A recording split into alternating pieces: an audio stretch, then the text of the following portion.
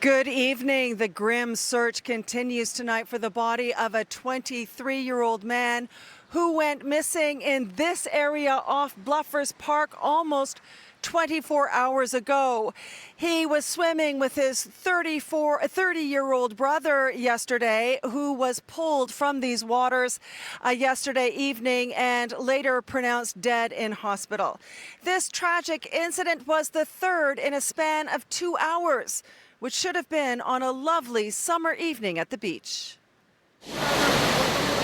Police tell me the two men decided to go for a swim just before 7:30 p.m., just as their family picnic was wrapping up. The brothers got into trouble and began struggling in the choppy water. People were trying to help, but the wave was really high, and it's like no one can't really get in there. The water was the wave was really high.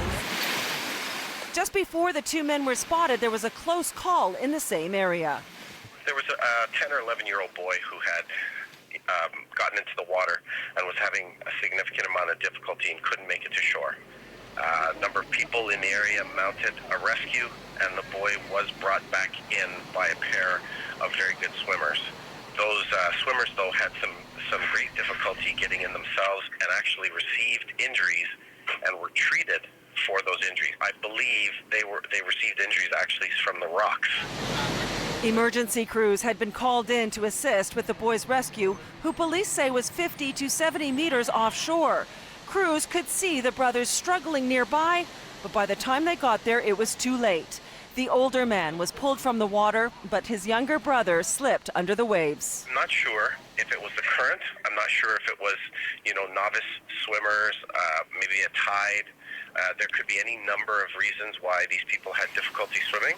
Emergency crews searched the waters until dark. The Marine unit returned first thing this morning to drag the lake and search with the help of the Toronto Police drone. But hours later, still had no luck. The park and beach have been closed all day for the investigation. Now, police did just recently remove the police tape that had been surrounding this little bay, presumably because they have completed the search there. But the Marine unit does tell me that the search does continue. Now, the third incident happened a couple of hours earlier at about just after 5 o'clock last night, where again, a man's body was pulled from this general area. Police do say that the body had been in the water for some time. And while there is no clear indication of foul play, they say they still treat this death as suspicious.